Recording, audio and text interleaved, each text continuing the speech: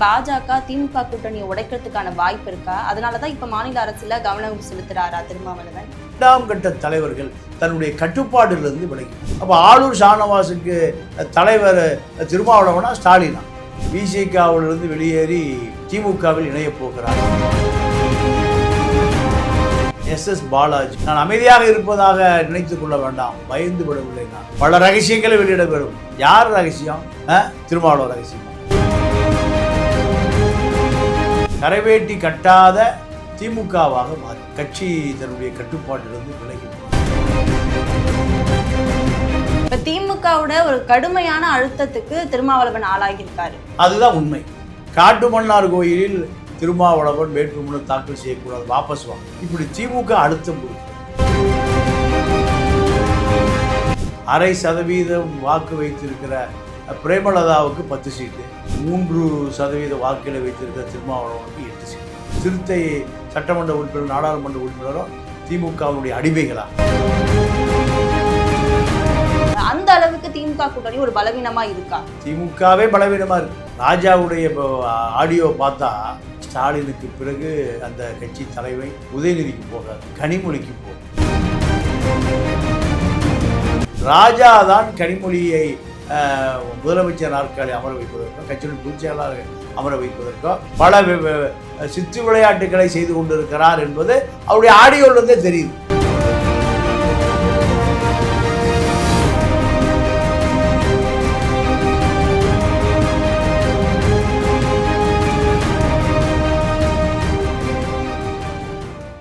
Cloud7 voice நேயர்களுக்கு வணக்கம். இன்றைய நேர்காணலில் நம்மோடு இணைந்திருக்கிறார் அரசியல் விமர்சகர் தமிழா பாண்டியன். வணக்கம் சார். அரசியல் களம் ஒவ்வொரு நாளும் ரொம்ப தீவிரமா போயிட்டு இருக்கு. திருமாவளவன் சொல்ற மாதிரி பாஜக திமுக கூட்டணியை உடைக்கிறதுக்கான வாய்ப்பு இருக்கா? அதனாலதான் இப்ப மாநில அரசுல கவனம் செலுத்துறாரா திருமாவளவன்?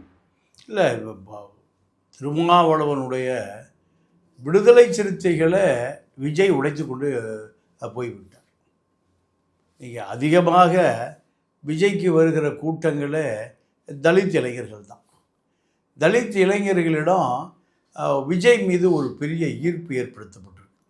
அதே போல் தலித் மக்களிடம் திருமாவளவன் திமுக கூட்டணியில் இருப்பதை விரும்பாதவர்கள் அவர்களும் விஜயை தேர்ந்தெடுக்க துவங்கிவிட்டார்கள். இரண்டாம் கட்ட தலைவர்கள் தன்னுடைய கட்டுப்பாட்டிலிருந்து விலகிவிட்டார்கள். உதாரணத்திற்கு ஆளூர் ஷானவாஸ் நாகப்பட்டினம் தொகுதியில் நான் நிற்கவில்லை என்கின்ற செய்தியை திமுக தலைவர் ஸ்டாலினுக்கு சொல்லி ஸ்டாலின் திருமாவளவனுக்கு சொல்லு. அப்போ ஆளூர் ஷானவாஸுக்கு தலைவர் திருமாவளவனா ஸ்டாலினா? இப்படியான முரண்பாடுகள் முற்றுகிறது. SS பாலாஜி, அவர் ஒரு சட்டமன்ற உறுப்பினர், அவர் ஒரு ட்வீட் போடுறார், நான் அமைதியாக இருப்பதாக நினைத்து கொள்ள வேண்டாம், பயந்து விடவில்லை. நான் பல ரகசியங்களை வெளியிட வரும். யார் ரகசியம்? திருமாவளவன் ரகசியமா? இப்படி திமுக சட்டமன்ற உறுப்பினர்கள் 4 பேர், நாடாளுமன்ற உறுப்பினர் ரவிக்குமார் உட்பட அத்தனை பேரும் கரைவேட்டி கட்டாத திமுகவாக மாறிவிட்டார்கள். கட்சி தன்னுடைய கட்டுப்பாட்டிலிருந்து விலகிவிட்டது. இப்போ திமுக காட்டுமன்னார் கோயிலில் திருமாவளவன் வேட்புமனு தாக்கல் செய்யக்கூடாது, வாபஸ் வாங்க, இப்படி திமுக அழுத்தம் கொடுக்கிறது. திமுகவுக்குள் இருக்கக்கூடிய MRK பன்னீர்செல்வம் மகன் காட்டுமன்னார் கோயில், அவர் தான், அவங்க அப்பா தான் மாவட்ட செயலாளர் ப்ளஸ் மந்திரி. காட்டுமன்னார் கோயிலில் விடுதலை சிறுத்தைகள் பானைகளை வரைந்து வையுங்கள், ஆனால் வேட்பாளர் பெயரை திருமாவளவன் பெயரை போடக்கூடாது, எங்களுக்கு முதலமைச்சர் கட்டளையிட்டு இருக்கிறார். இப்ப திமுகவோட ஒரு கடுமையான அழுத்தத்துக்கு திருமாவளவன் ஆளாகியிருக்காரு. அதுதான் உண்மை. அந்த ஒரு காரணத்துக்காக தான் ஆளூர் ஷானவாஸ்க்கு வாய்ப்பு மறுக்கப்பட்டிருக்கா? இல்லை, வாய்ப்பு மறுக்கப்பட்டதல்ல. அவரை பொறுத்தவரை அவர் திமுகவினுடைய கட்டுப்பாட்டுக்கு போய்விட்டார் என்று திரும்ப நினைக்கிறார். நம்முடைய கட்டுப்பாட்டில் இல்லை. அவருக்கு தலைவர் ஸ்டாலின், அவருடைய தொகுதி நாகப்பட்டினம், விசிகாவிலிருந்து வெளியேறி திமுகவில் இணைய போகிறார். இப்படியெல்லாம் அவருக்கு ஒரு பெருத்த சந்தேகம் வந்த பிறகு தான் அவருக்கு வாய்ப்பு மறுக்கப்பட்டது. வாய்ப்பு மறுக்கப்பட்டதை நீங்கள் உதயநிதி கூப்பிட்டு சொல்கிறார், நீங்கள் ஆளூர் ஷானவாஸுக்கு ஒரு தொகுதி கொடுங்க, நாங்கள் பார்த்துக்குறோம் செலவை, அப்போது விசிகாவில் யார் யார் தேர்தலில் போட்டியிட வேண்டும் என்பதை விசிகா தலைவர் தான் முடிவு பண்ணணும். யார் முடிவு செய்கிறார்? உதயநிதி ஸ்டாலினும் முடிவு செய்கிறார். இதுதான் திருமாவளவனுக்கு பெரிய அழுத்தம். ஆரம்பத்துல இருந்தே திருமாவளவன் வந்து அவர் அதிருப்தியில இருந்தாரு. ஆரம்பமே வந்து ஆட்சியில பங்கு அதிகாரத்துல பங்குன்ற முழக்கத்தை திருமாவளவன் வச்சாரு. அதுக்கப்புறமா தொகுதி பங்கீடு கொஞ்சம் அதிகமா வேணும்ன்றத சொல்லியிருந்தாரு. இதை தொடர்ச்சியா 8 சீட்டுகள் கொடுத்திருந்தாலும் இப்ப வரைக்குமே அந்த அதிருப்தியில தான் இருக்காரு அப்படின்னு சொல்றாங்க. அதான் உண்மை. இப்போ அவர் இரட்டை இலக்கம்னு கேட்டார், 10 சீட்டு வேணும்னு கேட்டார். ஆனால் 0.5% வாக்கு வைத்திருக்கிற பிரேமலதாவுக்கு 10 சீட்டு, 3% வாக்கில் வைத்திருக்கிற திருமாவளவனுக்கு 8 சீட்டு. இந்த 8 சீட்டும் 7 தான். 6 + 1 7 தான். கமலஹாசனுக்கு 2 சீட்டு ஒதுக்கப்பட்டு 2 உதயசூரியல் நிற்க சொல்லி சொல்லுகிறார்கள். அவர் என்னங்கிறார், இல்லை உதயசூரியல் வெற்றி பெற்றால் எனக்கு அங்கீகாரம் கிடைக்காது, என் கட்சிக்கு அங்கீகாரம் கிடைக்காது. அதை விட 2 பேருமே திமுகவில் இணைந்து விடுவார்கள், என்னோடு பயணிக்க மாட்டார்கள்.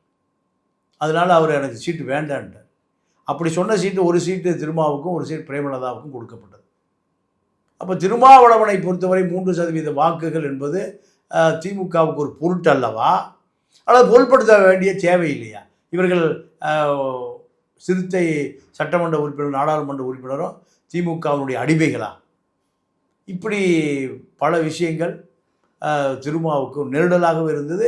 கட்சியினுடைய உயர்மட்ட குழு கூட்டத்தில் இது வெடிக்குது. மற்ற தோழர்கள் தொடர்ந்து நீங்கள் அவர்களுக்கே வாய்ப்பு கொடுக்குறீங்க, மற்ற தோழர்களுக்கு வாய்ப்பு கொடுங்க. இது வாய்ப்பு கொடுத்தால் மட்டும்தான் கட்சி வளரும். இவர்கள் தொடர்ந்து திமுகவினுடைய ஆதரவாளர்களாக மாறி போய்விட்டார்கள்.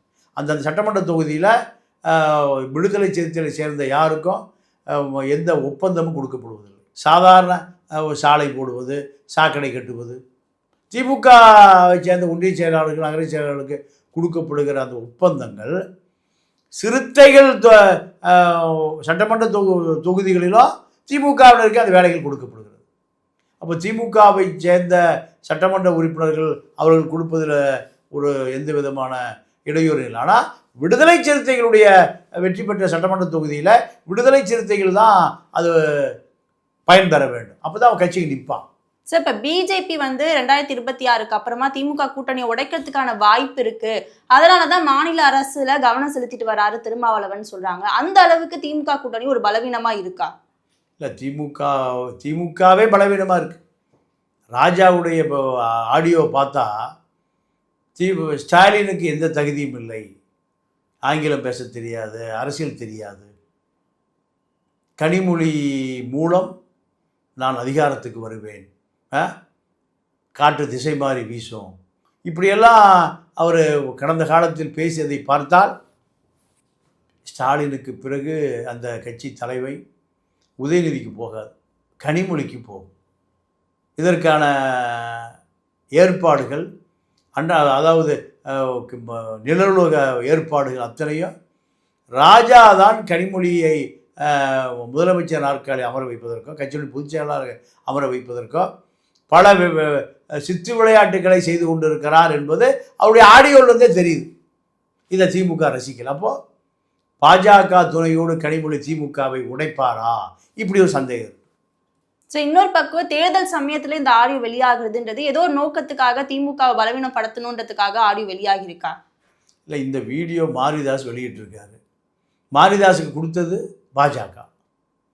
பாஜக திமுகவுக்குள் ஒரு புகைச்சலை ஏற்படுத்த வேண்டும், ஒரு முட்டல் மோதலை ஏற்படுத்த வேண்டும். 2 கனிமொழி அணி, ஸ்டாலின் அணி, 2 அணி உருவாக்க வேண்டும்.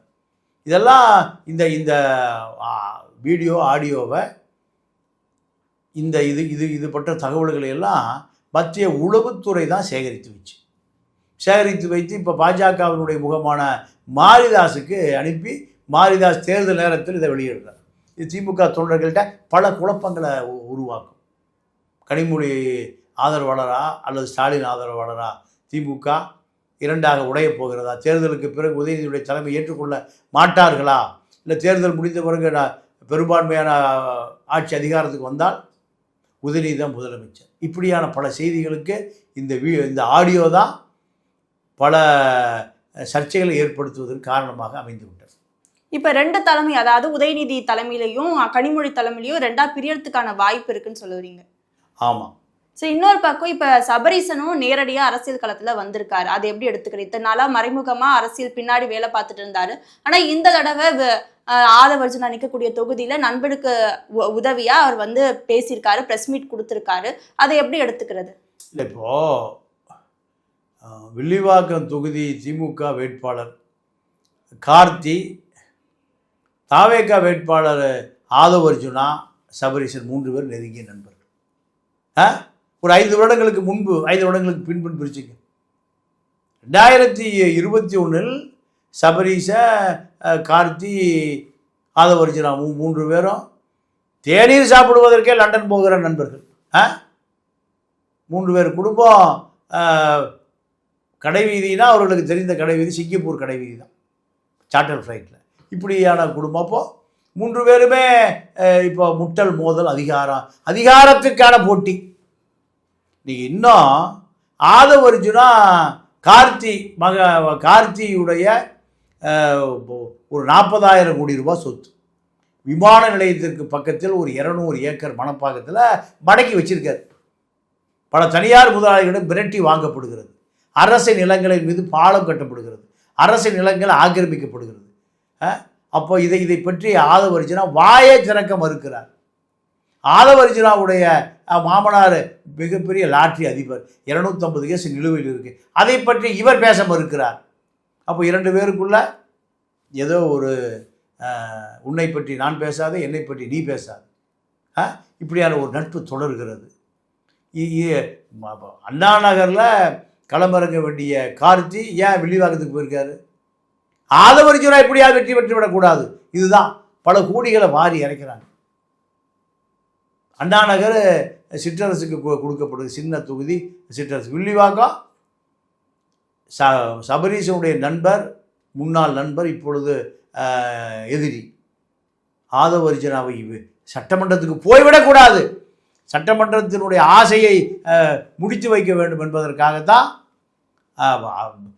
கார்த்தி வில்லிவாக்கம் தொகுதி வேட்பாளர் அறிவித்தவுடன் விஜய்கிட்ட தொகுதியை மாற்றி கேட்குறாரு.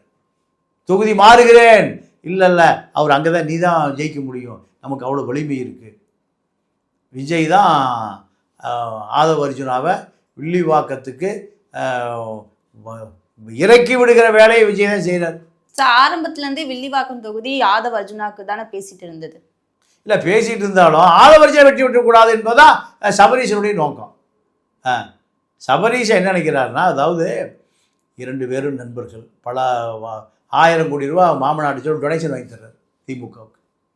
பிரசாந்த் கிஷோருக்கு 500 கோடி ரூபா சம்பளம் ஆதவர்ஜுனா தான் கொடுக்குறாரு. ஆனாலும் 2 பேரும் வச்சு ஸ்காட்ச் மதுபான ஆலை ஒரு 3000 கோடி ரூபாய்க்கு உருவாக்குவதற்கான திட்டமும் தயார். இப்படி 2 பேரும் நெருங்கிய நண்பர்கள்.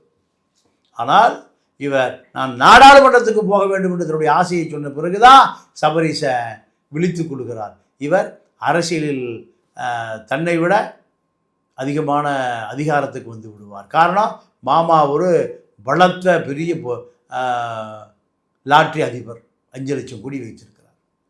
7000 கோடி வருமான வரி வருஷம் கட்டுறார். 7000 கோடி அல்ல 250 வழக்கு நிலுவையில் இருக்குது சிபிஐ. உழைக்கிற மக்களை சுரண்டி சேர்த்து வைத்திருக்கிற பணம். அப்போ இந்த 2 நண்பர்களும் நாடாளுமன்ற ஆசை வந்த பிறகு நீங்கள் இவர் டெல்லிக்கு போனால் மோடியினுடைய வலப்பக்கம் இடப்பக்கம், அமித்ஷாவுடைய வலப்பக்கம் அமர்ந்து கொள்வார். டெல்லியில் பெரிய லாபி உருவாக்கிடுவார். டெல்லியில் பணம் இருக்குது. சபரீசன் போய் அவர்கிட்ட உதவி கேட்க வேண்டிய நிலைமை வரும். இதை தடுத்து நிறுத்தியது சபரீசன் தான். திமுகவில் வெளியேற்றியது சபரீசன் தான். சபரீசன் வந்து தாவேகாவெல்லாம் பெருசா எடுத்துக்க வேண்டாம், விஜயால எந்த மாற்றமும் வராது, திமுகவுடைய வெற்றி உறுதி அப்படின்றத அந்த இடத்துல பதிவு செஞ்சிருந்தாரு. அதை எப்படி எடுத்துக்கிறது? இல்லை, அவர் அதுக்கு என்ன சொல்கிறாருன்னா, எங்கிட்ட ஸ்ட்ராட்டஜி இருக்குது, எங்கிட்ட விஞ்ஞானம் இருக்குது, எங்கிட்ட டேட்டாஸ் இருக்குது, எல்லாம் பணம் இருக்குது.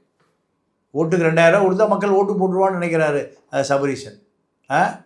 அதை தாண்டி இப்போது அதிமுக வெற்றி பெறும், 2வது இடம் திமுகவுக்கா விஜய்க்கா என்பது தான் இப்போ தேர்தல். அதிமுகவை பொறுத்தவரை வாக்குகள் எந்த காலத்திலும் சிதறாது.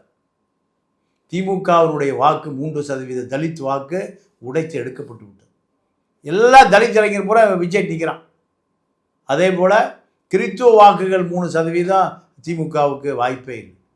வன்னியர் வாக்கு 3%. கடைசியாக மிஞ்சி இருந்தது வேல்முருகன் விட்டுட்டு திமுக விட்டு போயிட்டார். அப்போது 9-10% திமுகவினுடைய வாக்குகள் சேதாரம் அடைந்திருக்கு. அப்போ எளிதாக 10% போன தேர்தலையே 3.5% தான் திமுக அதிமுக பல தொகுதிகள் வெற்றி வாய்ப்பை இழந்தது. இந்த முறை அதுக்கு வாய்ப்பு இல்லை. அப்போ அதிமுக வெற்றி பெறும். திமுக 2வது இடமா இல்லை விஜய் 2வது இடமா? விஜய் 2வது இடம் வந்தால் திமுக 3வது இடம். அந்த அளவுக்கான வாய்ப்பு இந்த தேர்தலில் இருக்கா? கண்டிப்பாக இருக்கு. ஒரு வருடத்திற்கு 1% பேர் அதிருப்தியாளர் உருவாகும் ஆளுங்கட்சி மீது. தொடர்ந்து பல்வேறு அரசியல் கள நிலவரங்களை பகிர்ந்து கொண்டதுக்கு நன்றி சார். நன்றி, வணக்கம்.